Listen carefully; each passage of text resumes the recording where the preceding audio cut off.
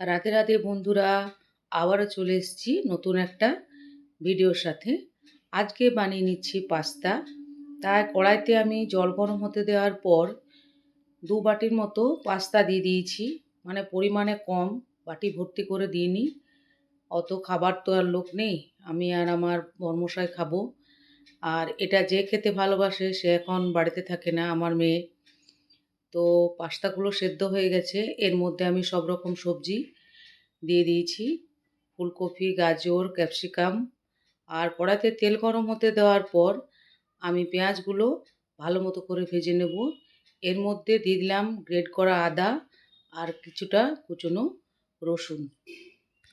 ভালো মতো করে লাল লাল করে আমি ভেজে নেব। এর মধ্যে দিয়ে দিলাম পরিমাণ মতো চিনি। চিনিটা আমি একটু বেশি দিই, রান্নার মধ্যে মিষ্টি মিষ্টি ভাবটা থাকলে আমার খেতে খুবই ভালো লাগে। আর দিয়ে দিলাম কেটে রাখা সব সবজিগুলো। সবজিগুলো দেওয়ার পর আমি ভালো মতো করে এগুলোকে সব নেড়ে চেড়ে ভেজে নেব যেন সেদ্ধ হয়ে যায়। এরপর আমি দিয়ে দিলাম 1/2 চামচ জিরের গুঁড়ো আর ধনের গুঁড়ো। ভালো মতো করে সবজিগুলোকে আমি কষিয়ে নেব। তো বন্ধুরা দেখুন, যে যাকে ভালোবাসে কিছু রান্না করলে কিন্তু তাকেই মনে পড়ে। এই পাস্তাটা আমার মেয়ে খেতে খুবই পছন্দ করে, তাই আজ রান্না করছি আর মেয়েকে প্রচণ্ড মনে পড়ছে। পাস্তাটা আমি দিয়ে দিলাম, দিয়ে আমি ভালো মতো করে নাড়িয়ে দিয়ে দেবো এখানে আমি টমেটো সস। টমেটো সস দেওয়ার পর আরও কিছুক্ষণ নাড়িয়ে নেব।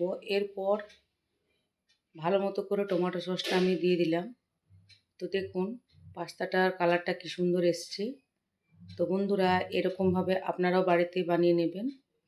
এরপর আমি এর মধ্যে দিয়ে দিলাম স্প্রিং অনিয়ন আর কেটে রাখা ধনেপাতা। অন্য একটা পাত্রে পাস্তাটা আমি ঢেলে নিলাম। এরপর সাদা তিল দিয়ে গরম গরম সার্ভ করলাম। ভিডিওটা আমার এ পর্যন্তই। বাই।